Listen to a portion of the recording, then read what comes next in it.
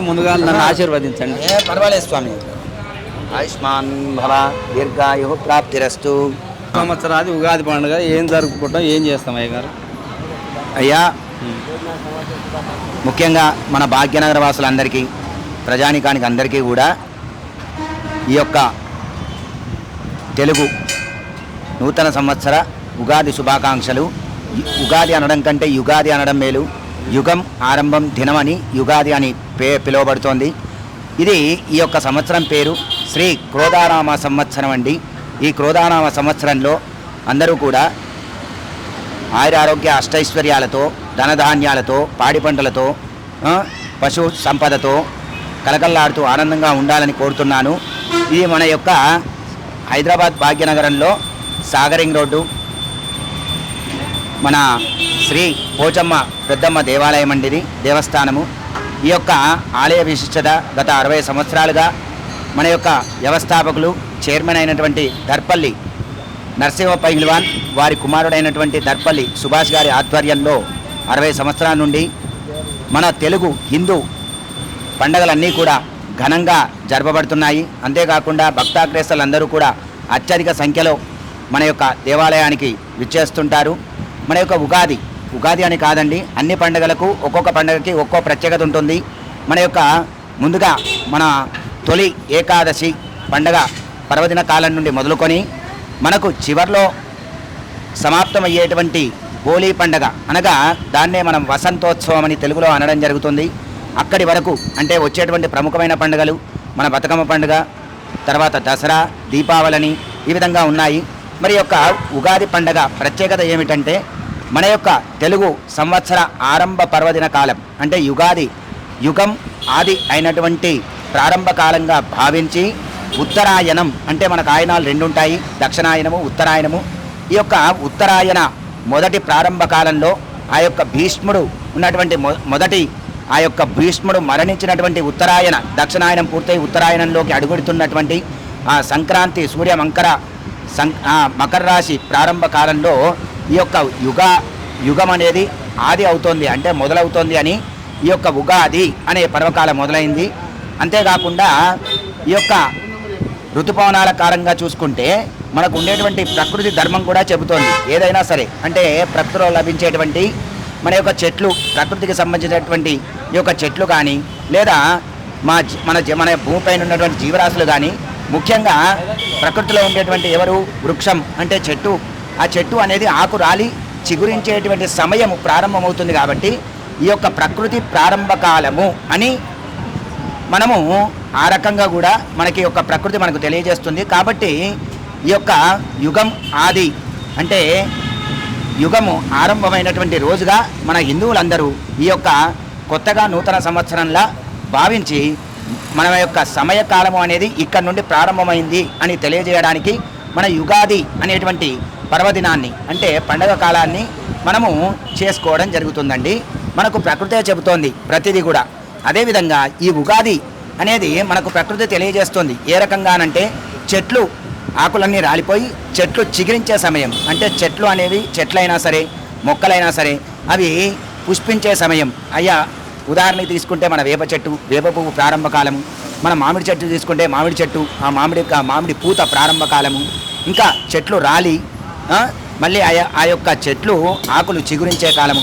ఆ సందర్భంగా మనము ఆ ప్రకృతి నుంచి తీసుకున్నటువంటిదే కాకుండా మన పూర్వీకులు, మన పెద్దలు చెప్పినటువంటి ప్రకారంగా యుగాది ఆరంభ కాలం అని చెప్పి ఈ యొక్క ఆనాటి నుండి ఈనాటి వరకు కూడా ఉగాది అనే పర్వదిన పండగ కాలాన్ని చేసుకోవడం జరుగుతుంది. ఇందులో కూడా యుగాది ఆరంభం అంటే మనకు సమయము అనేది మొదలవుతుంది అంటే సంవత్సర కాలం అనేది మొదలవుతుంది. కాబట్టి 6 రుచులుగా భావించారు. అంటే మనలో ఉన్నటువంటి 6 భావాలను తెలియజేస్తుంది. క్రోధము, దుఃఖము, బాధ, సుఖము, శాంతి, సంతోషము అని చెప్పి 6 రకాలుగా విభజించడం జరిగింది.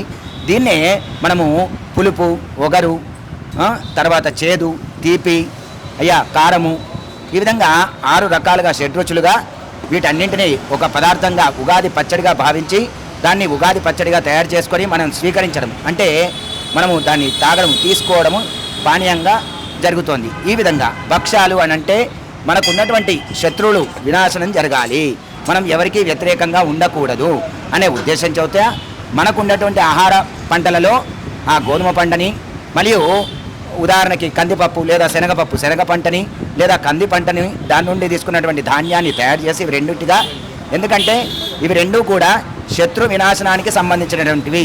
అంటే అలాంటి ఆహారాన్ని మన పెద్దలు పూర్వీకులు భక్ష్యంగా నిర్ణయించి దాన్ని తయారు చేసి మనం ఈరోజు పూజించడం జరుగుతుంది. అంటే భక్ష్యాలు తినడం జరుగుతుంది.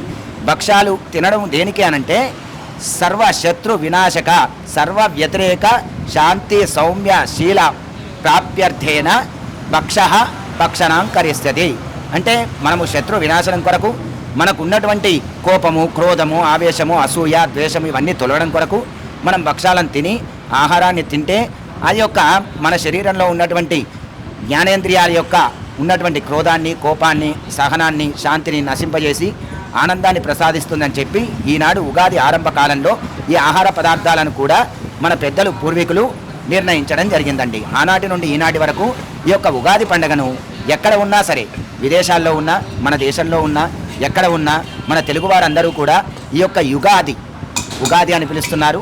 యుగాది అనేటువంటి పండగని తప్పకుండా మన ఉత్తరాయణ పుణ్యకాలంలో చేసుకోవడము తప్పక జరుగుతుంది. మన భాష తెలుగు భాష కాబట్టి యుగాది అని పిలువబడుతోంది. అదే కేరళ వాసీయులైతే ఓణం అని చేస్తారు. అదేవిధంగా తమిళియన్స్ అయితే కురువప్పనం చేస్తారు. ఈ విధంగా రకరకాల పేర్లతో వారి వారి సంవత్సరాల ప్రారంభ కాలం అనేది మొదలయ్యేటువంటి సమయాన్ని, మొదలయ్యేటువంటి ఆ యొక్క కాల నిర్ణయాన్ని బట్టి మొదటి సంవత్సరంగా భావించి ఈనాటి నుండి ప్రారంభమవుతుంది యుగము అని చెప్పి ప్రతి సంవత్సర కాలంలో ఒక్కొక్క సంవత్సరం పేరుతో మనకు 64 సంవత్సరాలు ఉన్నాయి. 64 పేర్లతో 64 సంవత్సరాలతో ఒక్కొక్క సంవత్సరం ఒక్కొక్క పేరుతో మన సంవత్సరం పిలుస్తూ ఉగాదిలోకి అడుగు పెడుతూ మనము ఆయురారోగ్య ఆనంద అష్టైశ్వర్యాలను పొందుతున్నామని చెప్పి ఉగాది పండుగను తప్పకుండా మన తెలుగు ప్రజలు ఈరోజు తప్పక అందరూ కూడా ఆ యొక్క ఆహార పదార్థాలను అంటే ఉగాది పచ్చడిని, భక్ష్యాలను పూజించి ఆ స్వామివారి యొక్క దర్శనము, ముఖ్యంగా ఈ సంవత్సరంలో అమ్మవారి దర్శనం అంటే మహాగౌరీమాత దర్శనము తప్పక చేసుకోవాల్సిందిగా ఈరోజు భక్తాగ్రస్తులందరికీ పదే మరీ విజ్ఞప్తి అండి. తప్పక అందరూ కూడా ఉగాది పండుగను జరుపుకొని అందరూ ఆయురారోగ్య అష్టైశ్వర్య భోగభాగ్య సిరి సంపదలతో ఉన్నత స్థితి ఆరోగ్య స్థితితో ఉండాల్సిందిగా ఆ యొక్క ప్రకృతి స్వరూపిణి ఆదిపరాశక్తి మాత అనుగ్రహం పొందాలని వేడుకుంటూ కోరుకుంటూ జై శ్రీ దుర్గామాతాకి జై. జై. మన తెలుగు పండుగల గురించి, ఉగాది పండుగ ప్రత్యేకత గురించి చాలా చక్కగా వివరించారు మన అయ్యగారు. మరి ఈరోజు తెలుగు ప్రజలందరూ సుఖశాంతులతో వర్ధిల్లాలని, ఈ నూతన సంవత్సరం హరివిల్లు లాంటి మీ జీవితం సిరివెన్నెలను కురిపించాలని కోరుకుంటూ కెమెరామ్యాన్ సల్మాన్తో మీ ఆర్దులు కొమరయ్య.